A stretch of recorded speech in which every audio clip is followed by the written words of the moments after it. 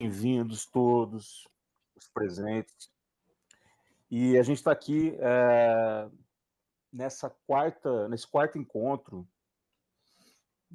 desse projeto, né, esse projeto que iniciou ano passado, com a Patrícia, que está aqui presente, comigo, com o Marcelo Veras e com a Rinalda Duarte. E a partir daí a gente foi estabelecendo esse espaço, né, espaço de canção literária, para apresentar novos autores, pensando sempre na psicanálise brasileira, pensando sempre na produção que nos diz algo, né, desse país, que repercute algo dessa cultura psicanalítica, e essa é uma preocupação central aqui. Hoje, nós vamos estar aqui lançando o livro Cartas a uma Jovem Analista, da Caligrafia Editora, mais uma obra editada pela minha amiga Patrícia Corseto. E eu conto aqui hoje com duas convidadas, são mais de 100 autoras nessa obra, sensacional obra, uma coletânea de caráter ultracontemporâneo, né? Pensando a partir da ideia de missiva, né? A partir da ideia de carta, uma ideia tão cara à psicanálise, né? A partir de Freud, sobretudo, mas pensando nesse ponto de eco contemporâneo, né, dos ecos da clínica, da psicanálise em intenção, da psicanálise em extensão, da psicanálise nos corredores do social. E eu vou receber aqui hoje duas autoras, né? Uma delas é a Ana Cristina Bernardes, está aí com a gente, organizadora dessa obra sensacional, e a Helena Castro Afonso, que colaborou também com o texto de Tropeço em Tropeço, e colega nossa aqui da escola, a EME da Escola Lacaniana de Psicanálise do Rio de Janeiro. Sejam todos muito bem-vindas. E eu vou começar aqui agradecendo a Patrícia por mais essa participação, agradecendo a ela por mais esse aceite a esse convite. Muito obrigado, minha amiga, desde sempre, minha querida amiga. E vou começar aqui com a Ana, não é, como nossa convidada, falando do texto dela, a Necroclínica do Canalha, um texto sensacional.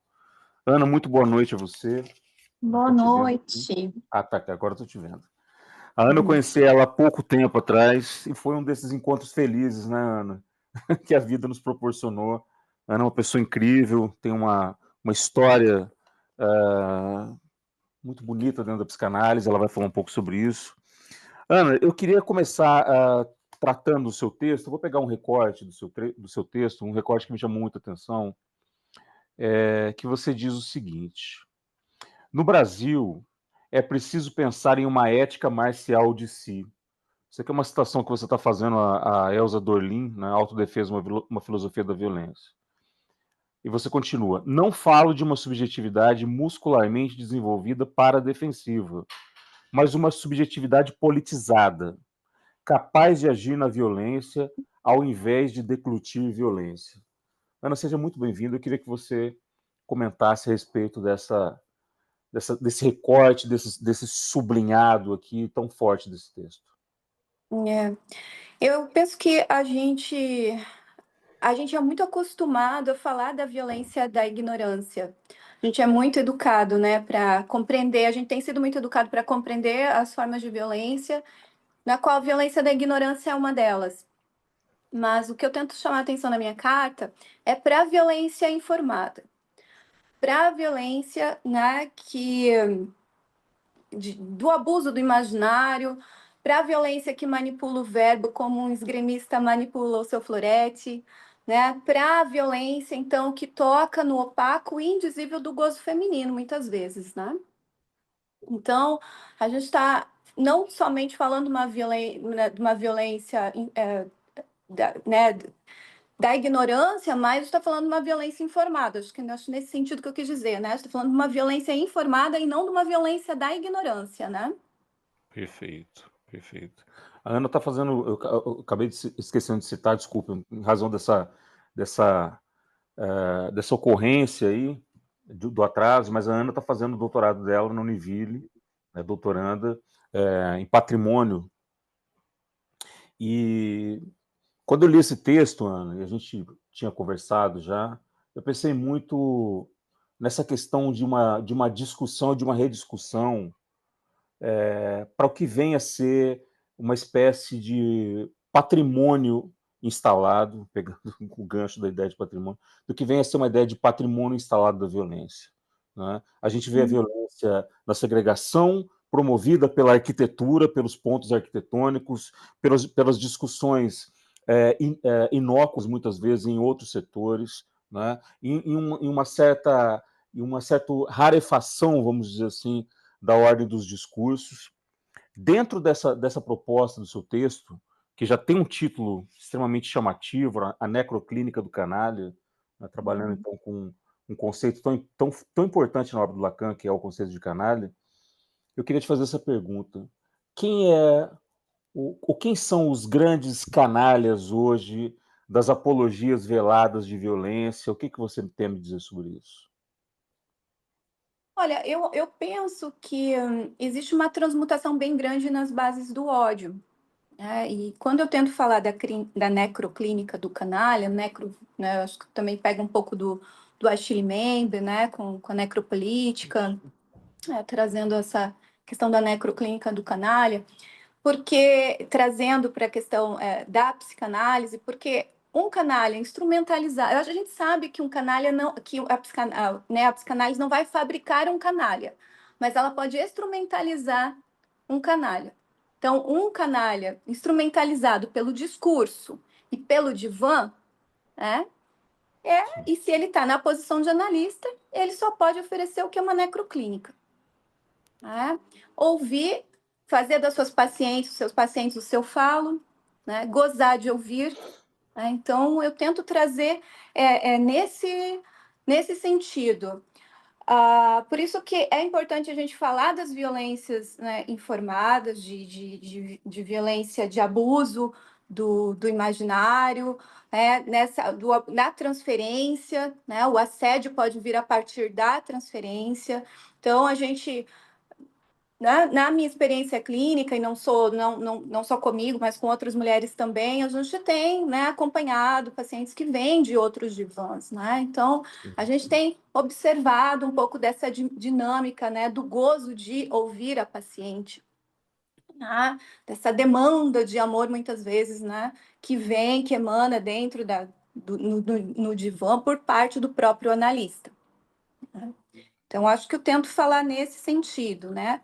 Porque é, o canalha instrumentalizado pelo discurso psicanalítico, pelo divã. Eu acho que quando a gente não recusa o discurso psicanalítico ao canalha e nem o divã, ele está se instrumentalizando de privilégio, o privilégio de se ouvir, o privilégio de se cultivar, o privilégio de se dar peso e lugar, né? Perfeito.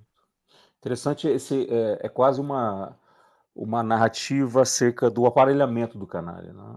Quer dizer, o que vem a ser esse aparelhamento se a gente pensa dentro de uma proposta de política clínica, digamos, que de certa forma já vem heteronormativizada, de certa forma já vem sexo-normativizada, se é que esse termo Isso, está correto nesse contexto. isso. Ana, a gente já volta ao seu texto, tá? Tá? Texto realmente, como eu coloquei para vocês, muito bonito, muito, muito tocante. Quando você vai falar da política da clínica, eu acho que é um assunto tão caro para nós e talvez é um assunto que precisa ser mais desenvolvido e precisa ser mais conversado, precisa ser mais falado. Acho que a gente está no começo de uma documentação também das mulheres expondo as suas experiências clínicas, né? É, esses muitas vezes de casos que a gente acaba pegando, casos que vêm muito, muito desorganizados, justamente pela transferência, né? Desse assédio surgir a partir de uma transferência, né? Então a gente precisa prestar um pouquinho de atenção, porque isso é uma violência extremamente informada. A gente Sem sabe dúvida. que os homens, eles estudam bastante as histéricas, é impressionante a quantidade de tese, de dissertação, e esses dias a gente estava conversando com mulheres também sobre o livro, e surgiu também uma questão assim, interessante no sentido assim, olha, será que os homens eles não gozam na posição feminina, ou eles entendem o que é essa posição por estarem estudando a teoria há muito tempo já, né, falando dos homens que praticam a psicanálise, né? E será que não há também por esse conhecimento e a gente saber que a posição feminina e principalmente o gozo feminino é opaco ao saber, né? E aí, o fato deles estarem instrumentalizados de saber, né, fabricarem teses, né, eu costumo dizer que tem uma escritofilia dos homens, né, a nosso respeito, dentro da psicanálise, esses dias eu estava falando que perguntaram para mim como é que é escrever sobre mulher, eu não escrevo sobre mulher, quem faz isso é homem, eu escrevo com mulheres, né? Então, isso, historicamente, na literatura psicanalítica, a gente sabe que quem teve mais acesso ao recurso da publicação são os homens e que eles escrevem bastante sobre mulheres. Sem Então, dúvida. como é que isso se dá na escuta dentro de um país, né, que cresce hierarquizando pessoas, dentro de um país hierarquizado, onde quem tem a prerrogativa é sempre o macho, né? Então, logicamente, quem vem muito aí definindo, eu acho que é importante esse livro também, é importante dialogar com os psicanalistas, porque quem ultimamente vem definindo o que é machismo é os homens. Então, eles são grandes, potentes, né, agentes discursivos, né? E para ele não existe outro, né? Mas ele é sempre o outro de alguém. Né? Então, quando eu trago essa questão do canalha, trago para a clínica, como é que se daria essa escuta, talvez, né? E as consequências éticas e políticas disso no próprio campo, né? Para a gente pensar, para abrir, para a gente pensar, para a gente melhorar um pouquinho, discutir um pouco mais o local que eu escrevi. Eu acho que é uma carta bem crítica, e eu sempre digo que a gente, enquanto crítico, também não tem uma potência crítica, mas essa crítica ela precisa ser deslocada também. Então, também acho que a minha carta ela precisa ser ampliada, ela precisa ser mais discutida. Eu acho que é um assunto caro, né, para nós, mas que nem por isso a gente precisa estagnar no que eu estou escrevendo aqui. A gente pode desenvolver bastante a respeito disso, né?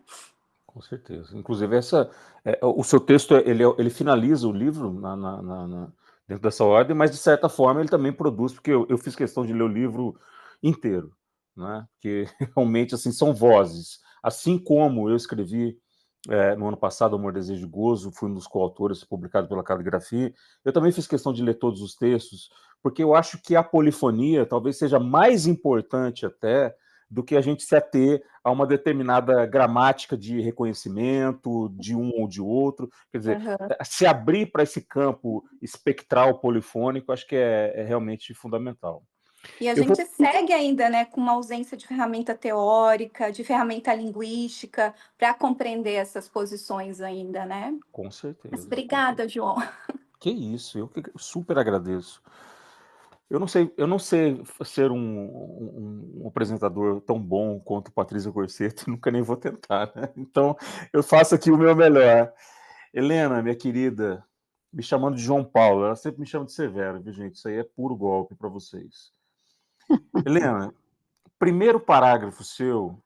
Hum. Primeiro que eu queria colocar que eu achei muito legal que você tenha gravado o vídeo promo aqui da escola também, citando o seu texto, porque te ouvir combinado ao ato de te ler, foi bem interessante aqui. E você diz o seguinte: minha prezada jovem analista, primeiro parágrafo do seu texto. Sou uma inadequada. E assim como Cláudio Tebas, coautor de O Palhaço Psicanalista, sonho formar uma legião de inadequados. Como você visualiza essa legião de inadequados? Esse texto, só para a gente dar um pequeno spoiler, o texto da Helena fala sobre a experiência dela, a entrada dela na qualidade de analista. A Helena veio da comunicação social, e eu achei muito emblemático, quase uma epígrafe do texto, do conteúdo do texto, evidente, esse sonho formar uma legião de inadequados. Como é a legião de inadequados que você sonha ter, ou sonha formar? Pois é, então, eu assisti, além do livro, né, do Cláudio Tebas, que ele escreveu junto com o Dunker, Dunker. eu assisti uma entrevista, não me lembro quem era o entrevistador, eu não... oh, meu Deus. Não... Esse negócio que faz, que grava, gente, faltou a palavra. Podcast? É um podcast. E aí o Tebas fala sobre essa legião dos inadequados. Então, assim, eu passei a minha vida toda me sentindo inadequada, né? Era algo que não funcionava de acordo com o que se esperava, né? E não havia nada de errado aparentemente em mim, mas havia uma inadequação. Tudo que eu achava, que eu entendia como normal, eu questionava, né? É aquele caminho que você tem que trilhar. Até hoje, assim, essa normalidade, ela me é bastante estranha. Não é uma coisa que eu assimilo facilmente. E eu acho que a gente forma, ou pelo menos se aproxima da legião de inadequados, exatamente praticando a psicanálise. Porque é preciso que algo vá mal dentro do social para que a pessoa procure uma psicanálise, né? Então, essa legião de inadequados, de certa maneira, eu vou formando, tanto entre os pares, na minha clínica, essas pessoas que circulam na psicanálise, né? De algum modo, elas dizem não àquilo que está escrito, aquilo que foi dito para elas, que tinha que ser. E isso numa família muito bacana, meus pais, pessoas maravilhosas, tios e tal. Eu tive uma família muito especial. Então era estranho eu ser estranho, porque eu não tinha do que reclamar, na verdade, né?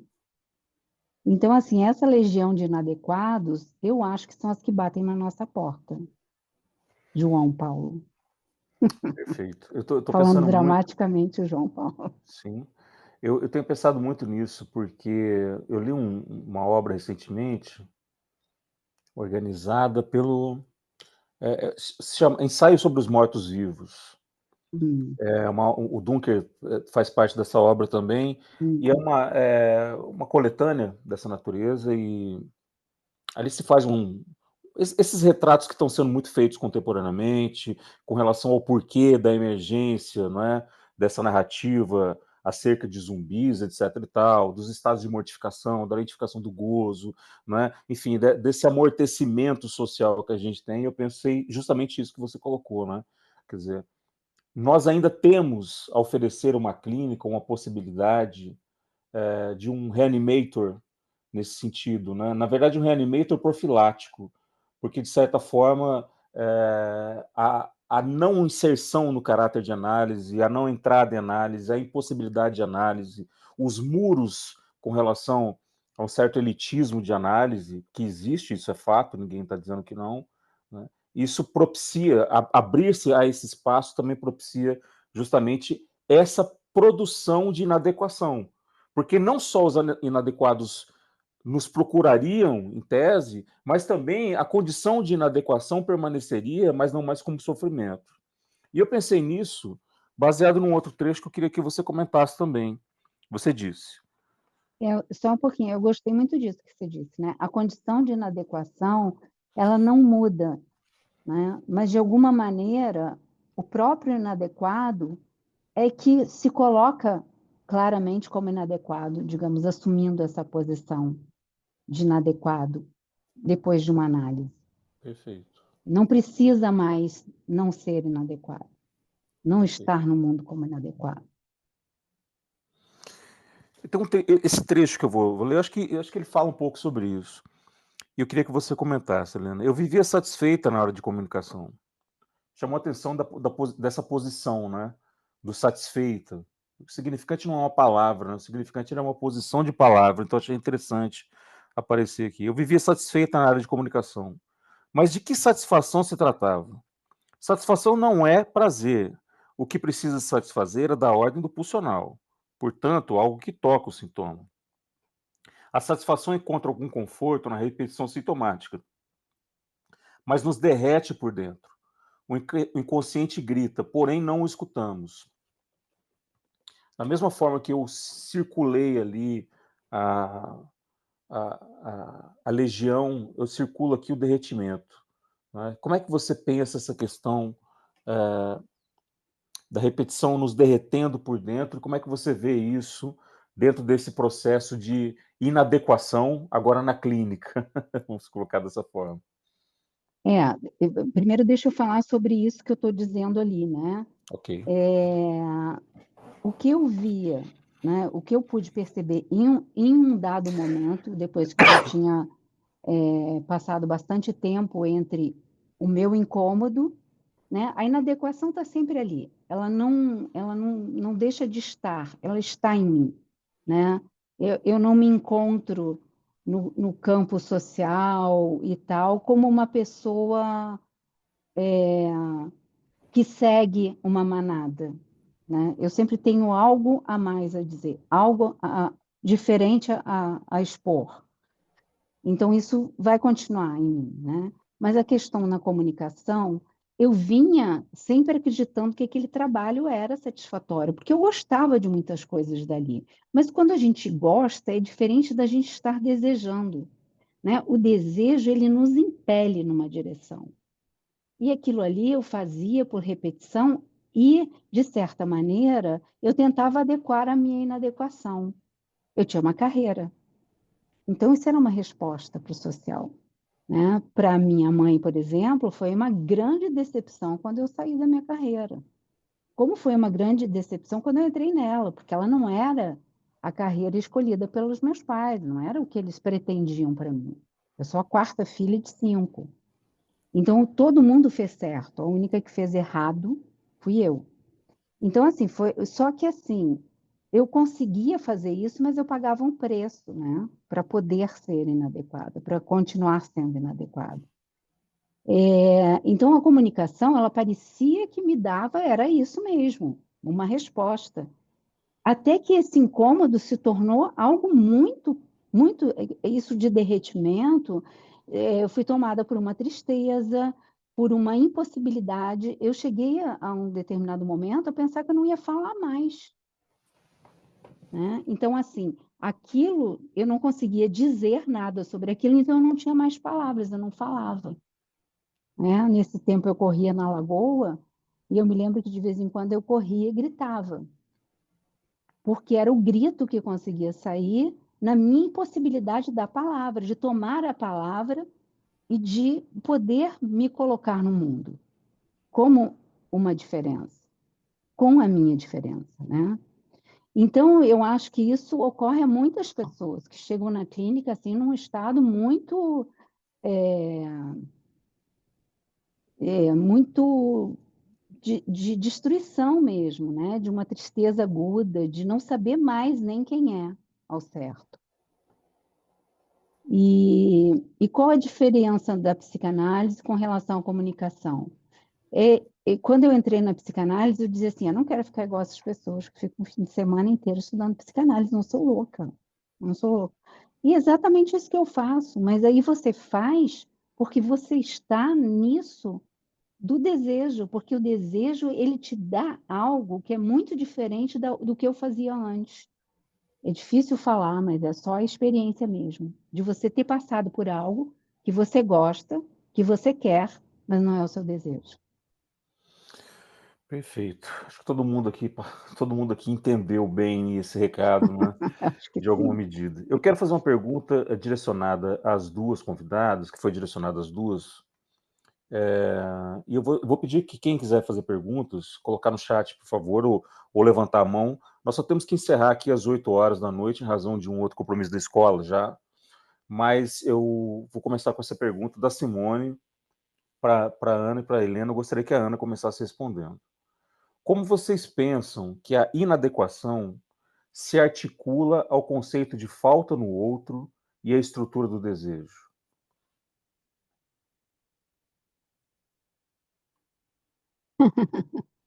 Ele falou você primeiro, Ana.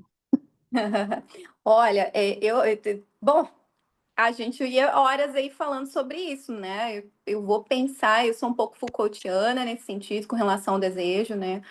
E não temos muita resposta para o desejo, então, assim, o desejo é da ordem também do inconsciente, mas de alguma forma do desejo também se dá provas, a gente paga com a nossa cota de carne, a gente sabe disso, a Helena trouxe muito isso, né?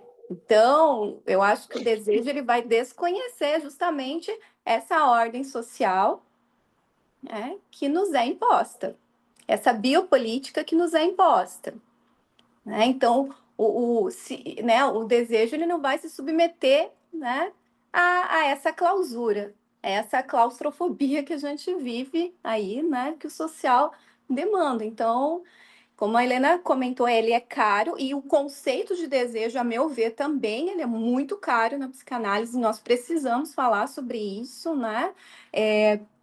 Nesse conceito dele estar posicionado historicamente, né? Das consequências éticas e políticas disso também. O Kojève vai dizer que a gente é a história dos desejos desejados. Olha só que interessante. Então, tudo isso é importante que olha, a gente iria horas discutindo, mas vou passar para a Helena para ela continuar aí dentro das possibilidades. Então, o que eu vejo assim é que apesar daquilo tudo que foi dito, né, para mim, como é dito para todos nós lá na estruturação, algo do desejo foi transmitido de uma maneira muito forte e que você fica ali como se você estivesse presa numa rede, Uhum. sem poder caminhar nessa direção, mas está ali e é muito forte. E na análise, à medida em que eu fui podendo descobrir, né, não é o que é o desejo, porque isso não existe, mas que havia um desejo que eu nunca vou saber o que era daqueles pais, mas o que eu li neles, né? O que eu tirei dali que não foi dito, nunca será dito, porque o desejo não é algo que a gente possa apreender. Os meus pais queriam tais coisas para mim, isso eu disse aqui hoje. Mas o que eles desejavam de fato, né? Então, assim, eu vejo hoje claramente o desejo transmitido para mim, sem que eu nunca vá desvendar o que é. Então, assim, a minha inadequação era como se eu percebesse, eu lesse isso, e eu lembro de algumas cenas que me levaram a ser isso, né? Eu tenho visto na análise, assim, algumas coisas que chegam como um clarão mesmo, e que me possibilitaram começar a acessar esse caminho, né? Que eu estou engatinhando nele, mas já é muito diferente do que eu podia fazer antes. Então, assim, mesmo que ali você está inadequado, é como se você estivesse numa daquelas caçapas, se remexendo lá dentro, tentando fazer alguma coisa e não podendo.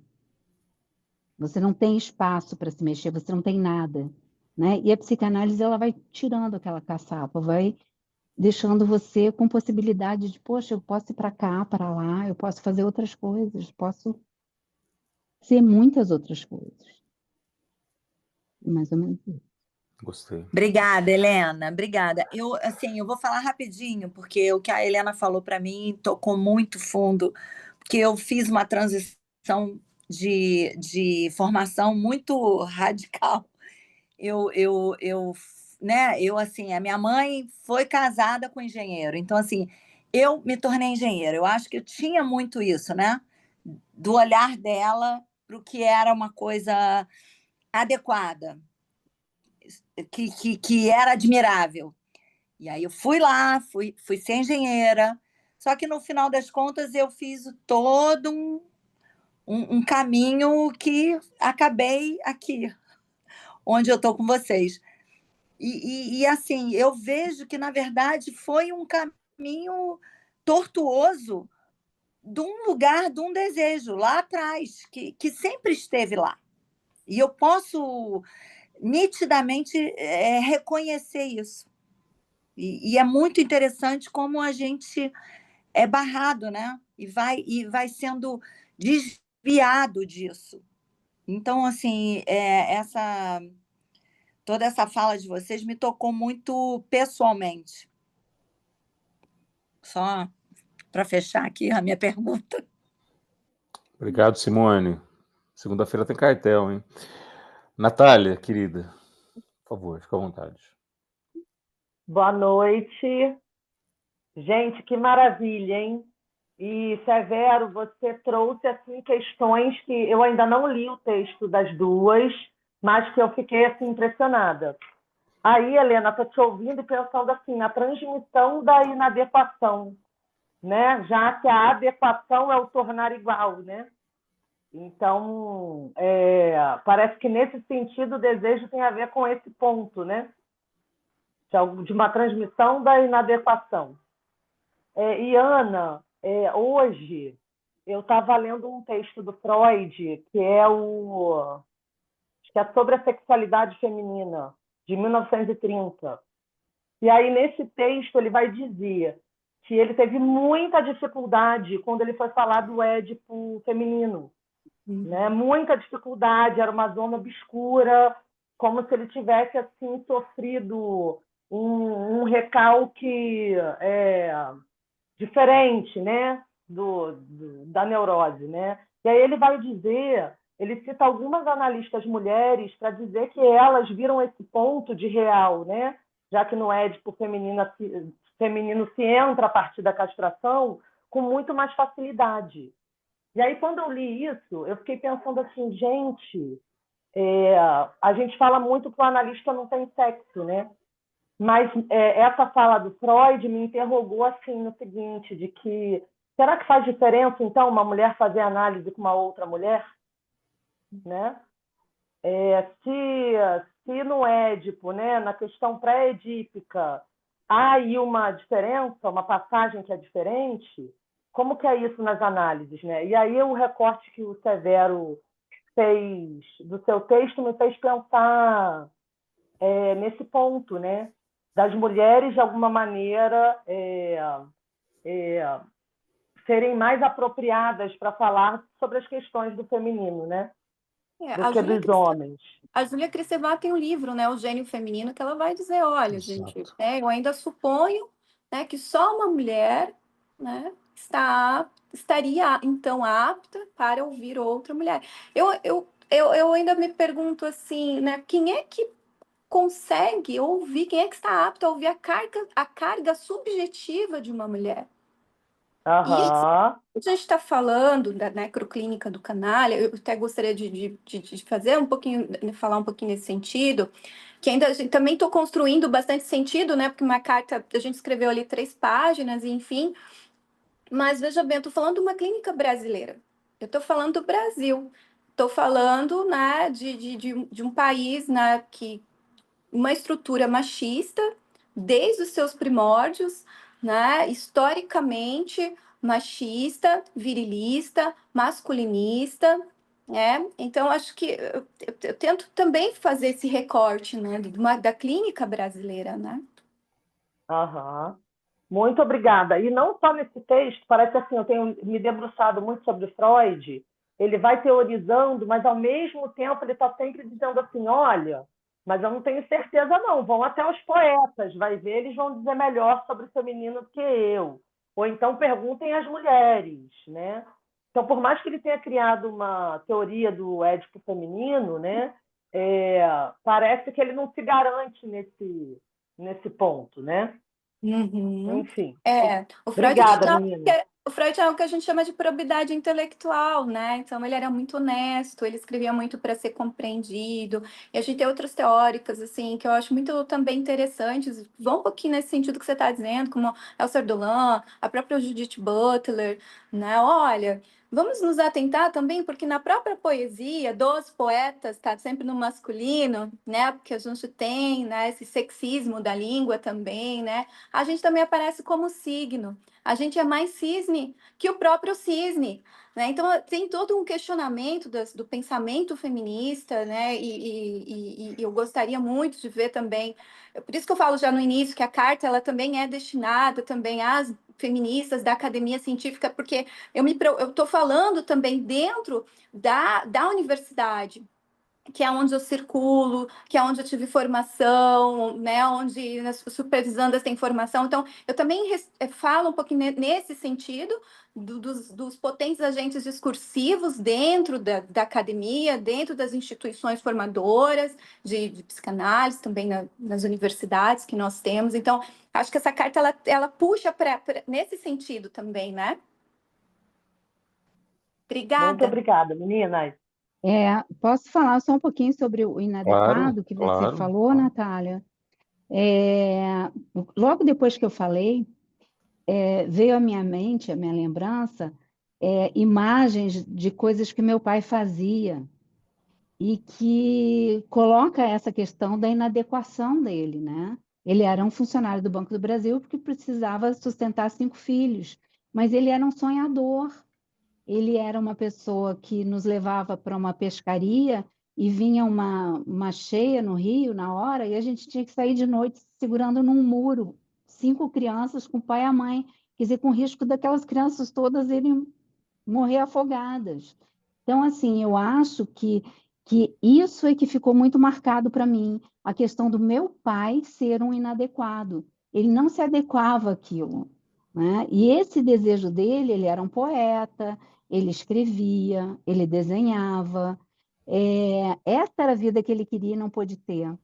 E essa foi a minha leitura, né? Então, a minha leitura não foi da vida certinha que me era transmitida na superfície. Foi aquilo que não era não lido, Eu até a arriscaria inadequação dele. dizer que ele viveu, sim. Viveu. Em pescarias, dormir ao relento. Ele levou um montão de gente. Uma vez a gente estava na fazenda de parente, na caçamba de um caminhão, para dormir ao relento, na beira de um açude, com um monte de crianças, né? De madrugada os mosquitos começaram a atacar, recolhe todo mundo, bota no caminhão de novo, que aquilo era um sonho dele, dormir ao relento olhando para as estrelas. Ele botava um monte de gente naquilo. E a minha mãe topava, isso que é o mais curioso, e ela era muito pé no chão. Então agora acho que é a Patrícia, né? Desculpa, Patrícia gente. Corseto, minha querida. Vou te chamar de Severo, só para seguir aqui a prática. Você pode tudo, tudo você pode.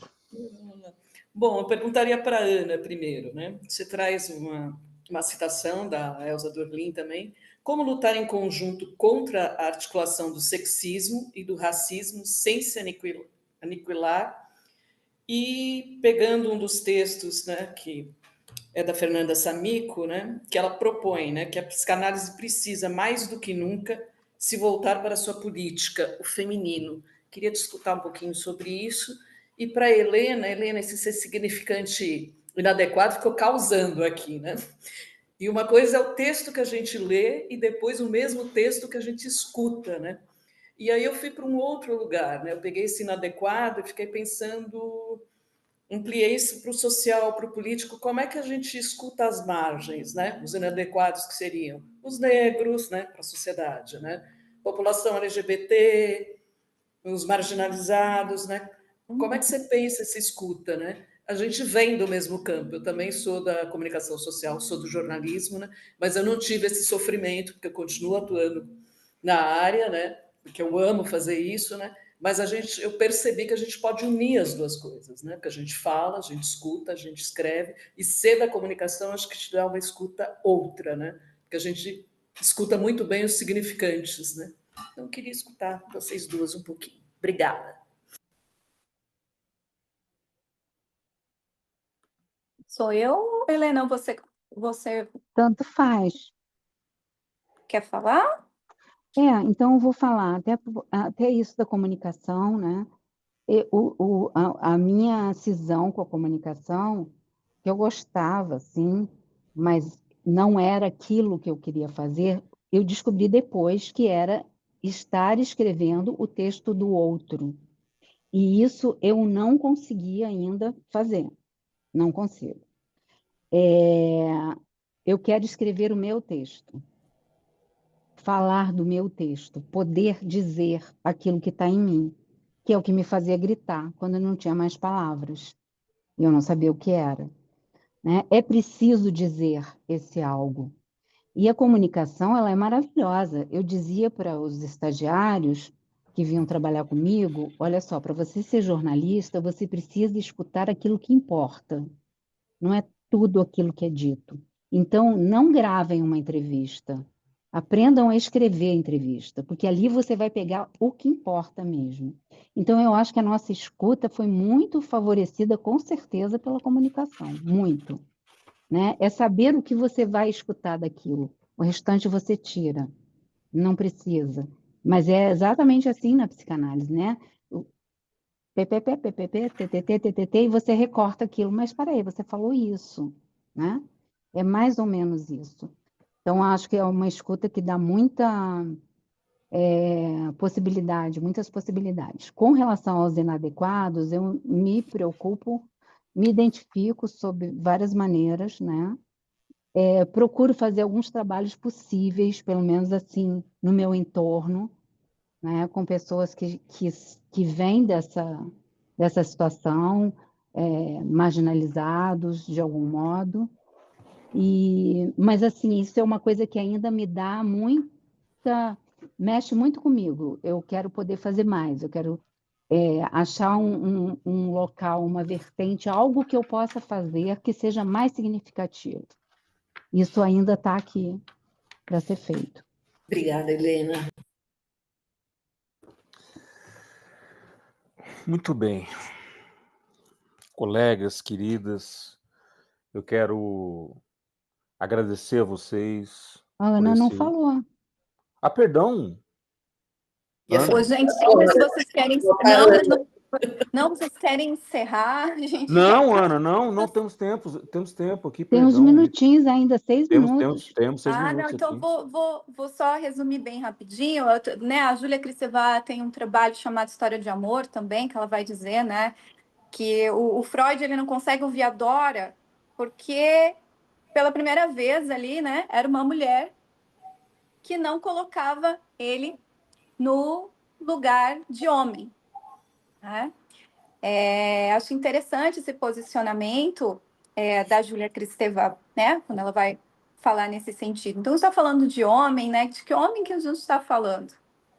Né? Então, ela vai sustentar essa ideia de que o Freud não conseguiu fazer a transferência com Dora justamente, né? Porque a Dora não colocava ele no lugar de homem, no caso, né?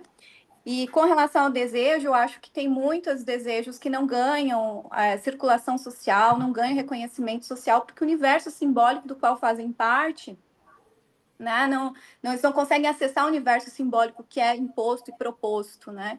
Então, muitos desejos ainda, né, muitas identidades ainda proclamam por reconhecimento, né? Então, a gente deseja, né, que esses desejos possam ser articulados no social também, possam ganhar dimensão também, né? Então, acho que a minha carta é um pouco inadequada aí nesse conjunto todo. Sempre senti, assim, que essa minha discussão, ela ainda é um pouco inadequada aí no campo. Obrigada, Ana. Obrigada Obrigado, a você, Patrícia. A Clarice quer fazer uma pergunta aqui. Clarice Marques.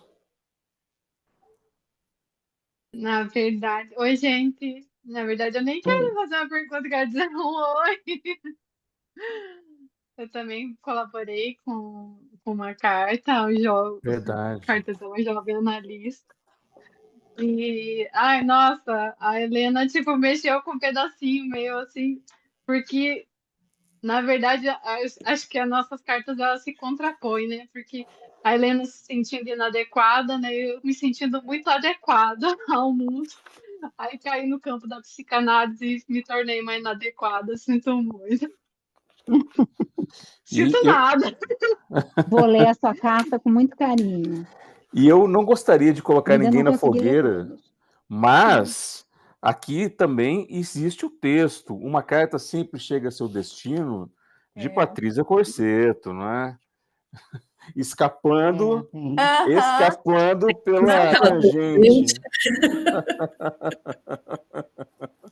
Mas eu não vou fazer essa sacanagem porque não estava não estava pautado. Nada que foi pautado, diga-se de passagem. Ai, severo, hein? Pois é. Bom, vou ser muito breve aqui, eu sei que vocês têm que encerrar, né? Bom, a minha carta, né, o que me causou quando a Ana me convidou foi justamente o significante jovem, né? Então eu fiquei pensando, o que é um jovem analista, né? É uma pessoa que tem pouca idade ou que tem pouca experiência de clínica, né? Então eu fiquei, né? Eu trabalhei esse percurso, né? E aí trabalhei paralelamente, né? O conto do Edgar Allan Poe, né? Uma carta sempre chega ao seu destino, né? Questão do endereçamento, né? e um pouco da prática clínica, né? De como é o manejo, tal, que, por exemplo, quando a gente desliga a câmera, hoje online, né? Ou fecha a porta do consultório, a gente nunca sabe se aquele paciente vai ou não vai retornar, né? Eu tenho um analisante que é muito interessante, né? Porque ele não fala da sessão, na minha análise de hoje. E assim, desde o primeiro dia ele marca isso, na minha análise de hoje. E eu falei assim, é justamente isso, a gente não sabe se vai ter a próxima, né? No começo eu achava isso fazia um ruído, né? Mas eu falei, é isso mesmo, a minha análise de hoje, né? Amanhã a gente não sabe, né? E eu coloco muito essa possibilidade da gente fracassar, porque a gente fracassa, né? Às vezes a gente faz um manejo e fala, nossa, né? Vai dar ruim, né? A gente só vai saber os efeitos daquilo a posteriori, né? Então foi um pouquinho disso que eu trabalhei na minha carta. Bom, acho que ficou provado hoje que a mulher não existe mesmo, né? Nós ouvimos aqui uma multiplicidade de vozes maravilhosas, né? E eu não digo isso numa posição de homem, porque sequer estou nessa posição. Se eu pensar dentro de tudo que foi colocado e balanceado aqui, né? Eu tenho essas pessoas que fazem parte da minha história que estão aqui, né? E eu vou falar em nome da Patrícia Corseto, que o Diálogos do Lacaniano, promovido por uma mulher, ela, né? Um dia eu vi lá o Elson Barbato, que eu sempre faço questão de citar essa pessoa. Sem ele, talvez eu nunca tivesse continuado nesse percurso, já pegando ali o que a Helena colocou, né? E nunca teria me arriscado a ser um canalha na clínica, pegando o gancho da Ana, mas brincadeiras à parte, acho que a proposta nossa é isso, é um clima descontraído, eu não sou entrevistador, eu não tenho informações nesse sentido, mas eu gosto de pessoas, eu gosto de reuniões, eu gosto de encontros, eu gosto de colidências, eu gosto de coincidências, eu gosto de sorrisos clínicos, e eu gosto muito, e agora eu vou falar em nome da Ana, no geral, está aqui a Clarice também que escreveu o texto,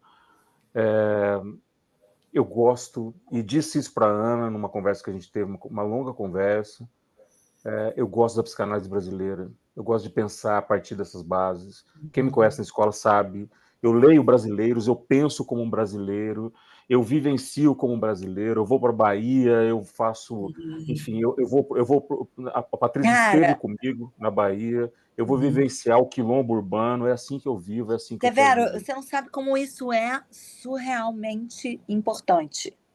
Eu estou, assim, aqui nos Estados Unidos, vivendo numa Midwest aqui, cidade pequena dos Estados Unidos, e como a coisa da cultura local, né, do interno, daquilo que a pessoa recebe, é fundamental na vida dela.